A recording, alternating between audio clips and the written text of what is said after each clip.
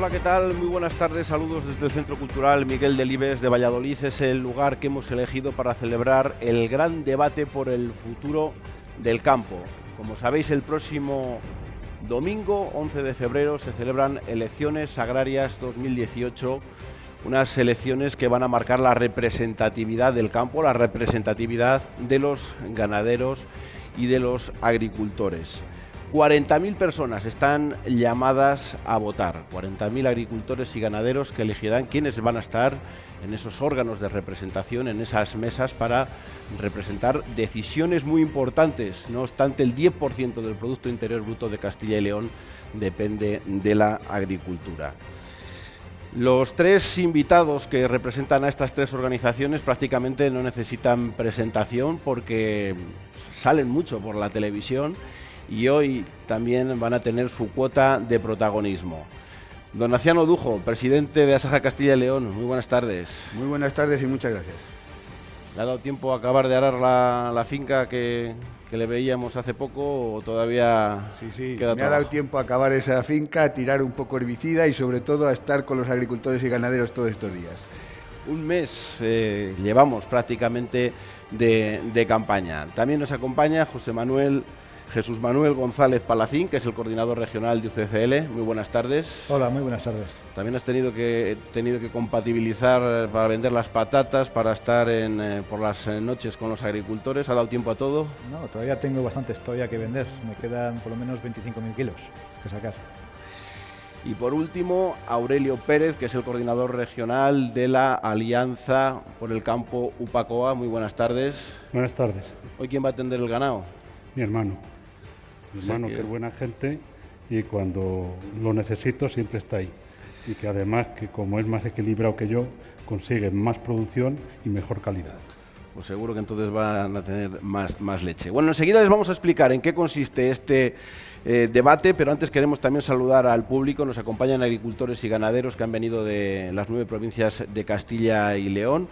Cada parte está un poco también repartida por las 3 OPAs que hoy participan en el debate, pero también además nos acompañan representantes de ACOR, nos acompañan representantes de los grupos de acción local, la Asociación de Productores de Patata, y también está con nosotros Cristina Carro, que como bien conocen es la presentadora y editora del programa Surcos, el programa agrario por excelencia de Castilla y León Televisión.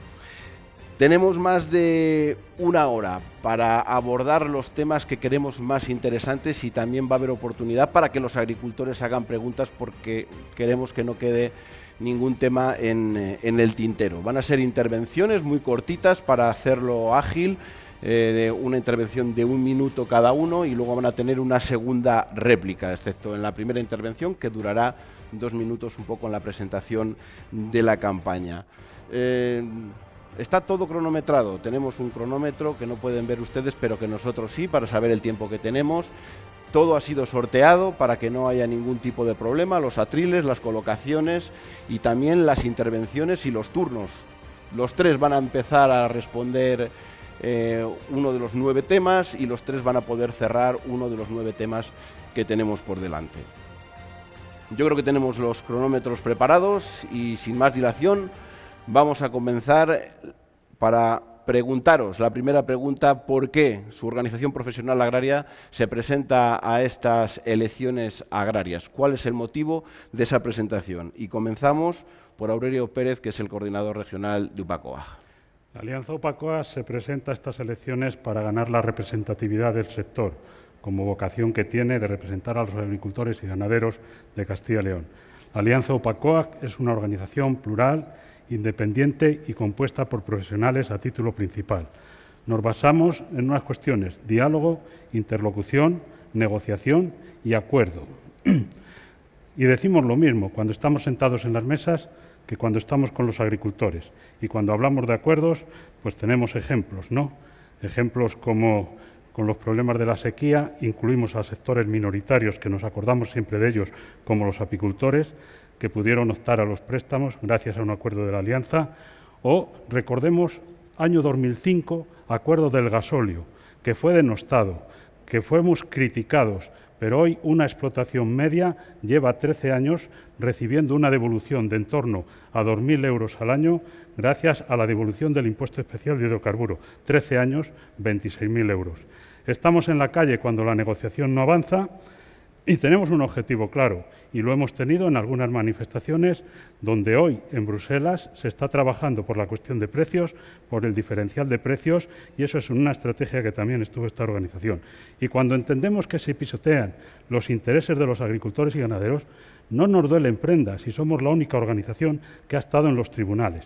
Ha estado en los tribunales y ganando sentencias con el lobo. Hemos ganado sentencias para el conjunto de los cultivadores de remolacha. Hemos ganado sentencias por daños de abutardas y hoy es y mantenemos el único recurso vivo que hay sobre la norma del ibérico, del porcino ibérico, lo tenemos en Luxemburgo y lo tiene esta organización, la Alianza UPACOAG, porque consideramos que es importante que se lleven unas modificaciones como el que no se tenga la edad para sacrificar animales, el que nos igualen con otro tipo de explotaciones a 1 metro por animal y en las granjas. Vamos a tener tiempo de explicar todas esas cosas con detalles. Don Laciano Dujo, ¿por qué se presenta Asaja a estas elecciones? Bueno, pues en primer lugar, muy buenas noches a todos los agricultores y ganaderos que nos están viendo y a todos los televidentes de Televisión de Castilla y León. Asaja se presenta a estas elecciones para defender con más fuerza los intereses de los agricultores y los ganaderos. Y para ello, lo primero que yo quiero decir es que el día 11 de febrero tienen que ir a votar todos los agricultores y ganaderos. Tienen el derecho de ir a votar. Es la mejor manifestación que en estos 5 años pueden hacer, defender sus intereses a través de dar fuerza a las organizaciones agrarias. Todos los agricultores tenemos problemas. El sector agrícola y ganadero atraviesa por muchas dificultades. La falta de liquidez, el envejecimiento de las mismas o las normas burocráticas muchas veces absurdas. Pero sin duda alguna, bajo el paraguas de la unidad, se tienen que ir a votar. Esta organización tiene 40 años de historia, representa la unidad. Nuestra organización está compuesta de 3, de jóvenes, de UFADE y de CENAD, Asaja. El resto de organizaciones, en muchos casos, se han dividido y han hecho de 1 a 3. Esta organización representa a más de 17.000 socios, 43 oficinas en el ámbito de Castilla y León, 150 profesionales que todos los días abren esas oficinas, que arreglan los problemas burocráticos a los afiliados, que tienen buena cara. Esta organización representa ser la organización mayoritaria en Castilla y León, representa ser la organización mayoritaria a nivel nacional, representa una organización que pertenece a las organizaciones europeas y va a ser la única organización representativa en todas las provincias de Castilla y León. Por lo tanto, representa lo que es una organización joven, representa una organización que defiende el campo y representa la unidad y la fuerza. Jesús Manuel González Palacín, ¿por qué se presenta la UCCL a estas elecciones? Porque aspiramos a ser una herramienta útil en manos de agricultores y ganaderos y para eso necesitamos la fuerza de los votos, la fuerza de la representación. Nosotros somos una organización independiente política y económicamente, pero no es que lo digamos, que lo demostramos día a día. Y a lo largo de 40 años de historia que tenemos algunas provincias nuestras, hemos tenido zarpazos muy duros de partidos políticos que nos han querido llevar a su redil y que hasta ahora no han podido. Desgraciadamente nos tuvimos que salir de una organización a nivel nacional porque se vendieron de una forma muy ruin a un partido político. Nos ha costado caro, pero a lo largo de todo este tiempo hemos demostrado que es la única forma de ser realmente útil en manos de agricultores y ganaderos. Cuando la Administración no atiende a nuestras propuestas, la única salida es salir a la calle y reivindicar lo que creemos que es justo. Y si no dependemos de nadie, si no debemos favores a nadie, solo así podemos ser útiles en manos de agricultores y ganaderos. Nosotros somos democráticos internamente, pero no solo porque hagamos congresos de vez en cuando y dejamos a nuestros representantes, no. Porque hacemos asambleas constantemente con los agricultores, tomamos el pulso y cuando hay un problema, salimos a la calle y reivindicamos. No hace falta ni pasar por ejecutiva ni por órganos de gobierno. Aquí mandan los agricultores y cuando hay un problema no nos duelen prendas de salir a la calle. Y de hecho, si repasamos los 5 años últimos, no ha habido movilización en la calle en que no hayamos estado la UCCL. En la Marcha Blanca, en la sequía, en muchas otras cosas, en la sanidad animal, hay muchas cosas que cambiar y lamentablemente otras organizaciones a veces nos han acompañado, pero otras muchas no. Creemos que la Junta tiene que cambiar muchas cosas, la ministra tiene que cambiar muchas cosas y, evidentemente, nosotros siempre apostamos por la negociación, pero cuando esta no es posible, cuando las medidas que ponen encima de la mesa son totalmente insuficientes, no nos queda más remedio que salir a la calle y reivindicar. Y, de hecho, la historia nos demuestra que cuando se lucha, cuando se pelea, cuando estás libre para poder reivindicar, se consiguen muchas cosas. Por eso, la Unión de Campesinos somos la única organización que puede demostrar realmente que somos independientes políticamente. Bueno, vamos con el primer bloque. Aunque la pregunta se parece, es distinta. Quiero preguntarles sobre el modelo agrario de cada organización profesional agraria a la que ustedes representan y, sobre todo, también la postura de los ATPs, de los agricultores a título principal, porque siempre hay algunas diferencias en lo que consideran un agricultor activo unos y otros. Don Aciano Dujo. Bueno, vamos a ver, el modelo de agricultura que defiende Asaja es el modelo de agricultura familiar. La explotación agraria familiar, que además la entendemos como una empresa. Y una empresa es aquella situación, aquel sector, aquella iniciativa, aquella profesión que arriesga un dinero con el objetivo de conseguir un fin que es un mayor beneficio. Que en el campo muchas veces bien se sabe que es difícil, unas veces por la climatología, otras veces por los precios, pero seguimos siendo orgullosos de esta profesión como una agricultura familiar, como una empresa. En cuanto al respecto de lo que es el ATP, la definición está clara y no es que lo digamos nosotros, lo dice la Ley 19/1995, la Ley de Modernización de las Explotaciones Agrarias, que es por la que se rige la Consejería de Agricultura, el Ministerio, y es por la cual se incorporan todos los jóvenes. Aquellos profesionales que tienen más del 50% de su beneficio como en la actividad agrícola. Jesús Manuel. Sí, nuestro modelo está claro, es la agricultura familiar, es la más eficiente de todas, es la que aguanta todas las crisis, es la que cuando no nos llega el sueldo a final de mes hablamos con nuestro jefe, que somos nosotros mismos, y nos bajamos los dos el sueldo, y somos capaces de capear la crisis que hemos tenido hace 8 años. El sector que ha tirado, el motor de la economía ha sido el sector agrario, gracias a nuestro modelo, al modelo de agricultura familiar que aguanta muchas crisis. Llega un momento en que tanta crisis al final se queda mucha gente por el camino y es el momento en el que estamos ahora. Ahora necesitamos reforzar ese modelo, pero con hechos, con una PAC que vaya dirigida realmente a los ATPs. No puede cobrar lo mismo los que vivimos exclusivamente del sector agrario con los que no viven, y tiene que haber una diferenciación en la próxima PAC. En esta, lamentablemente, agricultor activo ha quedado totalmente descafeinada esa definición, y ahora mismo el ATP para nosotros es aquel que tiene más del 50% de la actividad agraria, y para nosotros debería ser la definición de agricultor activo.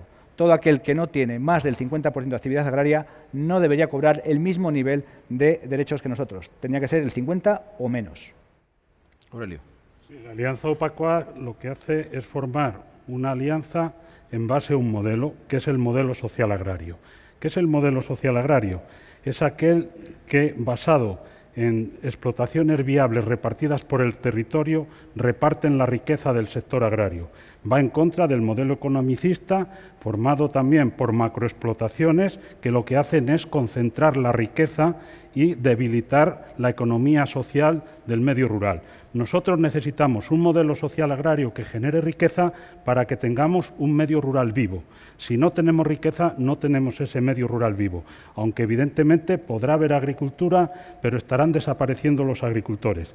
Como está desapareciendo de la política agraria común la figura de agricultor a título principal. Y hoy, en la última reforma, podemos estar aquí hablando de si es el 50 o el 25, pero es que no está existiendo como tal. Ha desaparecido y tenemos que recuperarlo. Tenemos un minuto para replicar o añadir alguna cosa que se nos haya olvidado, don Aciano.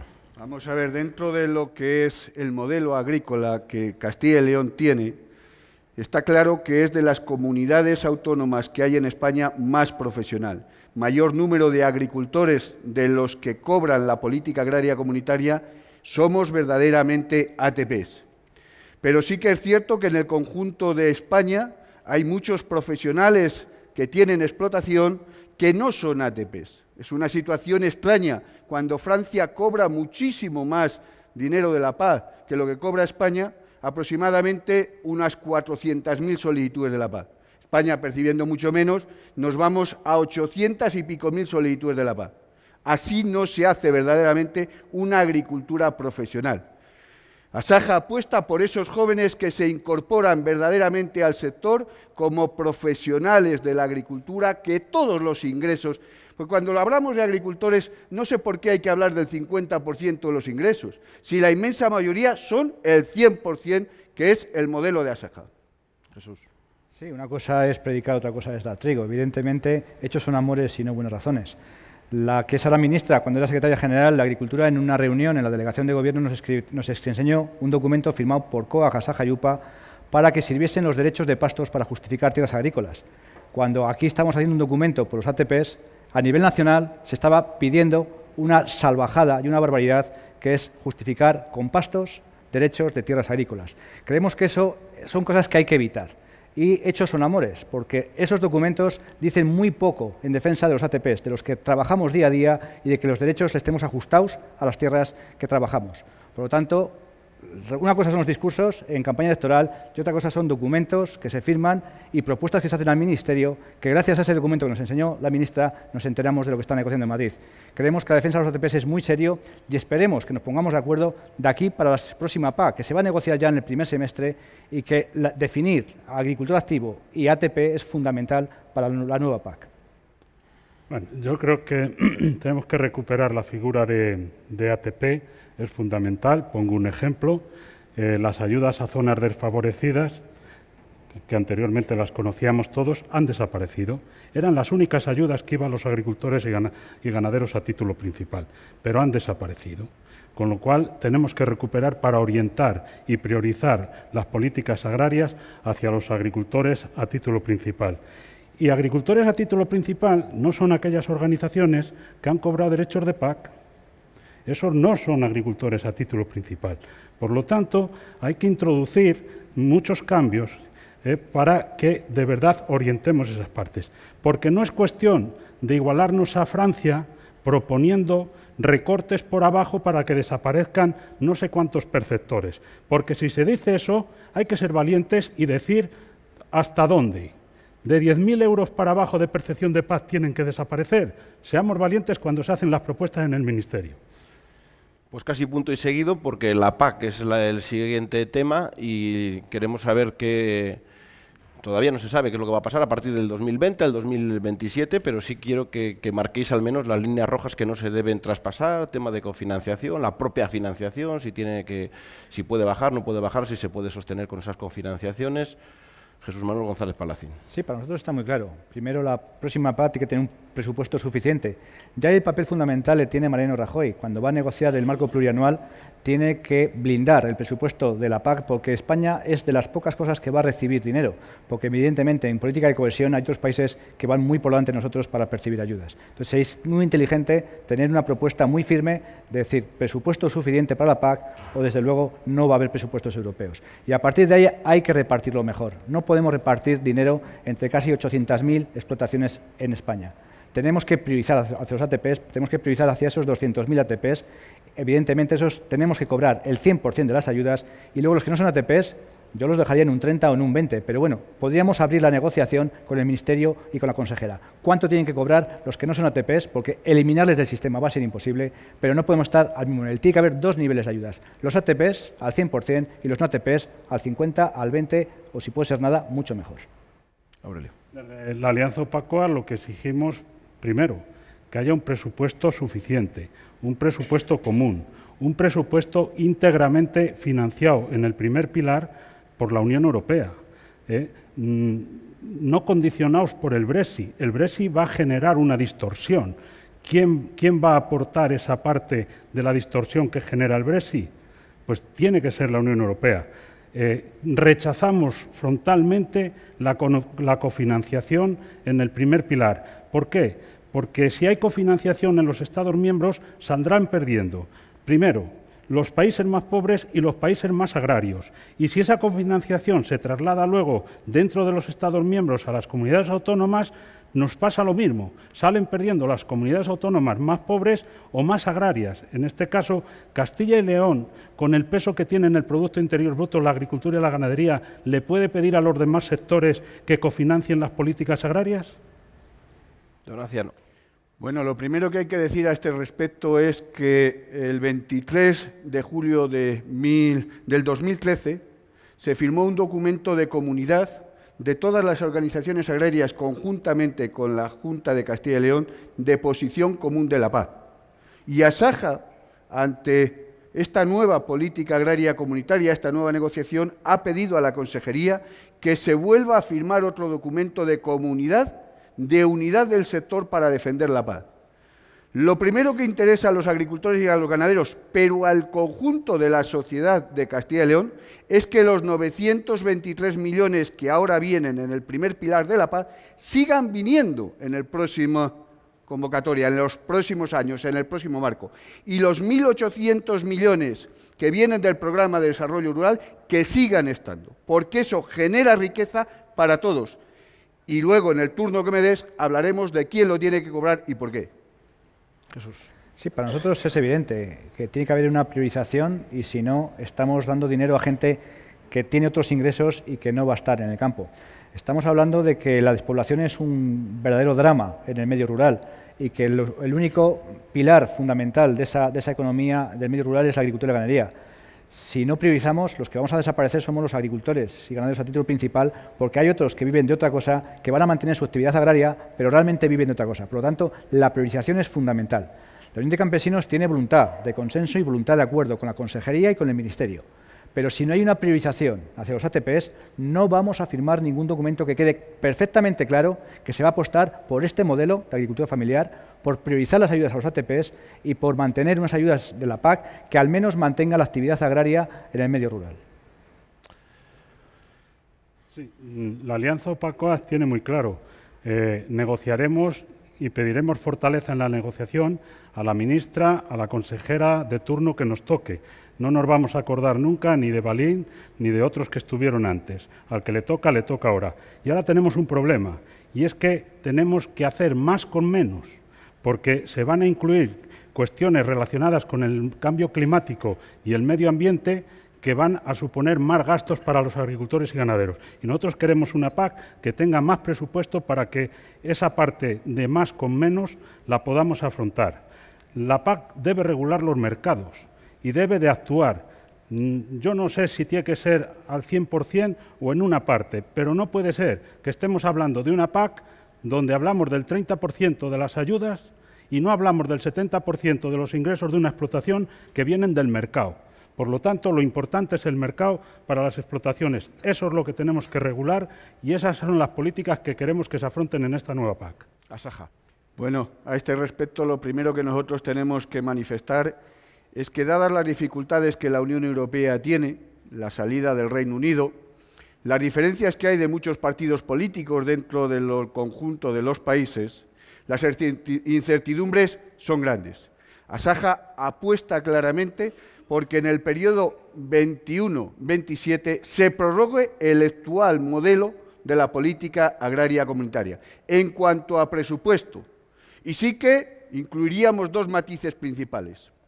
El primero es quién tiene que cobrar las ayudas de la PAC. Y para nosotros, como he dicho anteriormente, lo tienen que cobrar los agricultores profesionales, los activos, los ATPs. Y segundo, ¿para qué? Pues hay que cobrar esas ayudas para producir alimentos de calidad para la sociedad. Pero estos alimentos de calidad tienen que tener un precio justo y, por lo tanto, la Unión Europea tiene que trabajar en ese modelo que ahora trabajamos muchas veces a pérdidas. Bueno, vamos con el relevo generacional, los problemas que hay para que los jóvenes se incorporen a las granjas, a las explotaciones. No solamente las incorporaciones de los jóvenes, sino también las incorporaciones de las mujeres. Y la pregunta también podría ser al revés, ¿qué hacer para evitar la sangría de que cada poco se cierre una explotación que cuando se cierra no se vuelve a abrir? ¿Hay que incorporar jóvenes? Sí. Para eso, ¿qué tenemos que hacer? Primero, poner menos trabas, menos burocracia y hacer incorporaciones de verdad, porque no valen los listados de las personas que hacen un curso o de las cifras que se dan en la consejería. Aquí lo que vale es de cuántos jóvenes incorporados permanecen a los 7 años. Y esa es la evaluación que hay que hacer. Para eso hay que tomar y hacer algunas flexibilidad en los compromisos adquiridos por los jóvenes. Este año hemos tenido un problema con la sequía.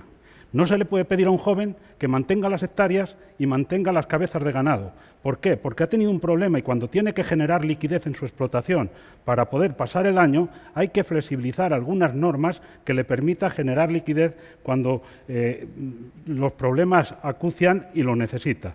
Por lo tanto, es fundamental. ¿Hay que hacer políticas que hagan viables a las explotaciones? Sí. No podemos meter a los jóvenes en una jungla del sector agrario sin darles las herramientas para salir de él. Y las herramientas vienen por otra vía. Don Anciano. Uno de los mayores problemas que sin duda alguna tiene el campo de Castilla y León, el español y el europeo, es el envejecimiento de este sector. Por eso cada joven que se incorpora para nosotros es un orgullo. Y lo que sí que pedimos es que en esta cuestión por parte de las administraciones se lo pongan fácil y además no hagan propaganda que les engañen. ¿Cuántas veces hemos oído decir que hasta 70.000 euros de ayuda a aquellos jóvenes que se incorporan? Falso.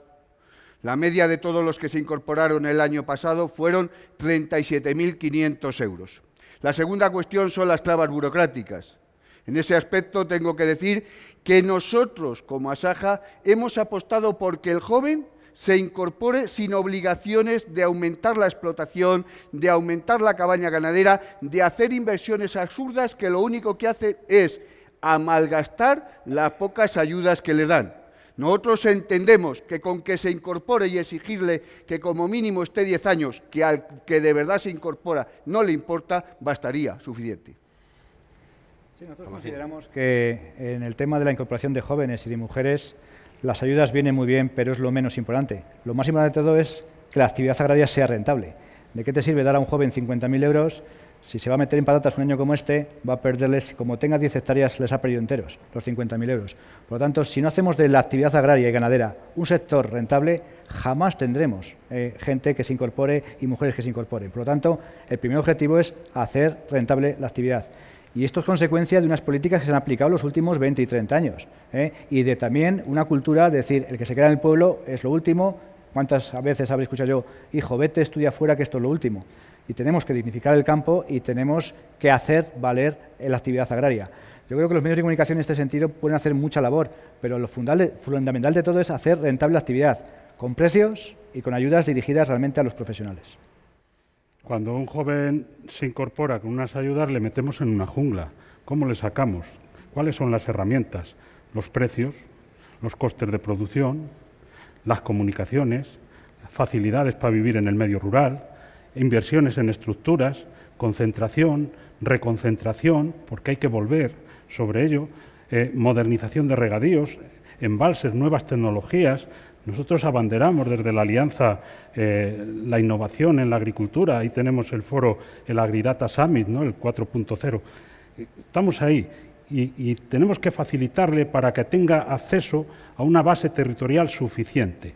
Con estas herramientas, un joven se puede incorporar y mantenerse, porque el objetivo no es solo incorporar, mantener. Y todas esas partes tenemos que avanzar. Y para eso necesitamos un medio rural vivo. Y para que haya un medio rural vivo, tiene que haber un modelo social agrario.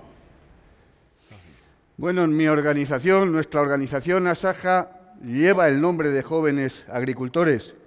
Nos sentimos orgullosos de ello y lo defendemos, y por eso decimos que la organización agraria es joven. De la convocatoria del año pasado, en la cual cubría 2 años, 2017-2016, se incorporaron un total de 957 jóvenes en toda la comunidad. 200 les hicieron de manera libre y 750 aproximadamente con las organizaciones agrarias. Asaja incorporó 370 jóvenes, UCCL 163, UPA 135 y COAS 65. Esto es el mejor ejemplo de que los jóvenes confían en Asaja, ven futuro en Asaja y es su organización. Y desde luego nosotros vamos a trabajar por ellos y por el resto de la agricultura, porque este es el futuro del campo y el futuro de Asaja. No tenemos un reto importante de cambiar la normativa de incorporación de jóvenes. En primer lugar, que se cobre antes, no pueden esperar 4 o 5 años a cobrar una ayuda y un desembolso muy importante. Tenemos que quizás ampliar los compromisos que tenemos. La inversión en el campo es altísima. 5 años es totalmente insuficiente para amortizar la inversión que se hace. Por lo tanto, los compromisos deberían ser por lo menos de 10 años. Si alguien se quiere incorporar a la actividad agraria, realmente lo tiene que tener muy claro y 5 años es muy poco tiempo. Y luego entendemos desde la Unión de Campesinos que hay que dar estabilidad al sector. Y nosotros creemos que los contratos, los precios, tenemos mucho campo que trabajar ahí y dar estabilidad al sector. El sector que mejor funcionaba en Castilla y León era la remolacha, porque se sabía cómo se iba a vender. Lamentablemente se dinamitó ese sector y ahora sin ayuda sería totalmente inviable. Tenemos que conseguir que, como era la remolacha, estaríamos todos los sectores, con unos contratos, con unos precios, con unos costes de producción que marcasen una estabilidad y vivir tranquilamente con unas inversiones que podamos pagar tranquilamente sin sobresaltos. Vamos a hacer una breve pausa para que los asesores pues, les comuniquen cómo van. Yo creo que de momento lo están haciendo bastante bien. Yo creo que se merecen un aplauso, ¿eh? Y además se están ajustando además a los tiempos. Hacemos una breve pausa y volvemos enseguida con este debate por el futuro del campo.